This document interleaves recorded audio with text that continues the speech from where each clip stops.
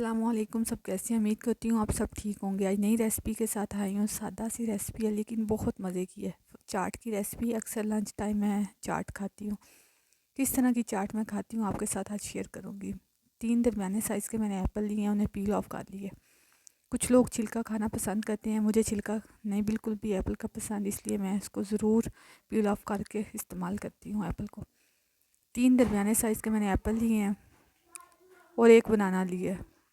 देखें, 3 एप्पल लिए हैं और 1 बनाना लिया है। अगर आपको बनाना ज़्यादा पसंद है तो आप ज़्यादा बनाना भी यूज़ कर सकते हैं। मैंने 1 बनाना लिया है।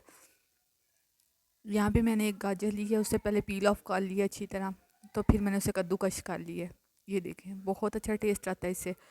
और ग्रेप्स डाले हैं, ये देखें ग्रेप्स डाले हैं थोड़े से, और कॉर्नस डाले हैं। ये कॉर्नस मैंने बाज़ार से नहीं लिए।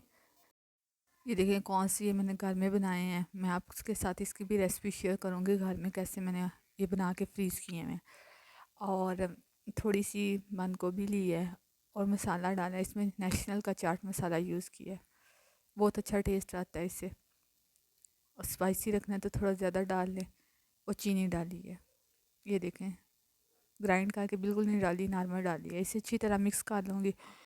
हाँ, एक छोटी सी टिप है, अगर आपने चीनी डाल रहे हैं और चाट मसाला डाला है, दोनों चीज़ें डाली हैं, इन्हें अच्छी तरह आपने मिक्स करना है और 10 मिनट रेस्ट पे रखनी है चाट, उसके बाद खानी है।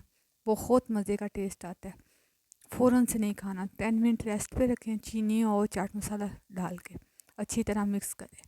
बहुत मज़े की बनती है। मेरे पास यहाँ इमली की चटनी ख़त्म है, मैं इमली की चटनी बनाऊँगी, आपके साथ रेसिपी शेयर करूँगी। वो भी इसके अंदर मैं 1 स्पून ज़रूर डालती हूँ। जी अल्लाह हाफ़िज़। नेक्स्ट रेसिपी में मुलाकात होगी।